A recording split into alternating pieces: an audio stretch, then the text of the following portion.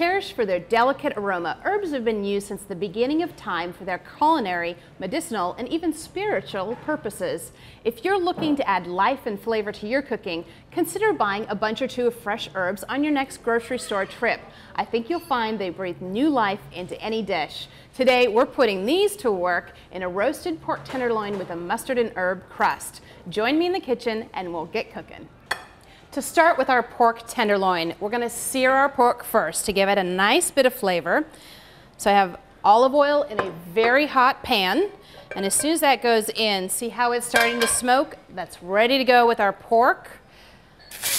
Now, once you set it in, don't touch it. Let it sear. It's going to develop that nice caramel color underneath, which is what we want. It adds a lot of flavor to this dish. Okay, it's time to flip the pork. Take a look at this beautiful color underneath. We're going to do that on this other side. And again, let it sit so it develops that beautiful caramelization. Once your pork is seared on all sides, it's now time to cook it in the oven. So I'm going to put this in a 400-degree oven until an instant read thermometer registers 140 degrees. I love working with fresh herbs because they add so much flavor to dishes all the way around. Now, I usually take my herbs home, ones like parsley, and I like to think of them like flowers because these are living and breathing things. So when I get them home, I simply snip off the bottom of the stems with a pair of scissors and put them in about an inch of water. Then I can just set them out on my countertop and they'll last for about 7 days. I want to make sure I change the water once every couple of days, and these will be beautiful. You can store them in the refrigerator if you want to, but I think they look so nice, I'm just going to keep them on the counter. We're using 3 different types of fresh herbs. I'm going to go ahead and chop up my flat leaf parsley. Now, if you can't find flat leaf parsley in the store, curly parsley is fine. It tastes just the same. So what I did here is I wrapped up my herbs into a tight little bundle. This makes them much easier to chop. And then I'm going to take my knife and just cut across these herbs. And notice how I'm not pushing down, I'm actually pushing across as I cut. That's going to give a cleaner cut and it won't bruise your herbs. And then once you've made a pass through, then you can go through and cut to make them finer. There we go. That should do it. Now I want you to watch something. When I lift this up, there's very little herb juice left on my cutting board. That means I've done a good job chopping those herbs and not smashing them. Now I'm going to add this to a plate, and then into it goes my fresh chopped tarragon. Smells so wonderful. I try to grow all of these herbs in little pots on my porch. A little bit of fresh thyme. Some panko breadcrumbs, and just sprinkle that in. We're also going to add a little pinch of salt. There we go, not too much. And then 1 clove of garlic. Now you can do this in the food processor if you want to and make a very finely ground breadcrumb, but I like the texture that this one brings.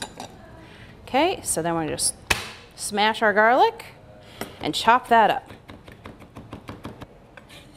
Garlic goes in to our breadcrumbs, and then using our fingers, we just mix this together. Doesn't that look beautiful? And this is going to make a really flavorful crust for our pork tenderloin. It's really important, once your pork comes out of the oven, let it rest for 10 minutes. Now I know you may think, isn't it going to get cold?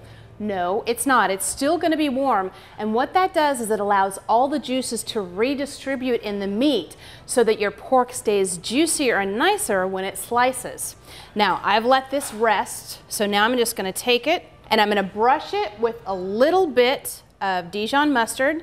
Now don't overdo it here, you don't want too much, but you want a nice even coating so that when you dip this into the herbs, it's going to adhere. There we go. Now the other side. Oh, so incredibly juicy. This is a fabulous dish to serve for guests or maybe a romantic meal for 2. There we go. And now carefully take your pork and press it in to that herbed breadcrumb coating. You might need to push some on top there. Just get a nice even coat. There we go. Now, if I had put this whole mixture, the herb breadcrumb mixture, into the food processor, this would be finer, but I really like this texture. Okay, that goes on a nice baking sheet with rimmed sides and a cooling rack, because what we're going to do is we're going to roast this in the oven under the broiler for a couple minutes just to get a nice crispy coating.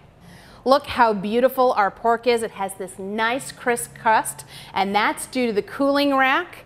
So we're going to take this off, and it's ready to slice. Look how gorgeous this is. Oh, and it's so juicy. Look at that. Nice and tender. So I'm going to slice in nice diagonal slices. This goes on the plate. There we go. About 3 or 4 slices per person. And this makes such a great autumn meal. I hope you've enjoyed this.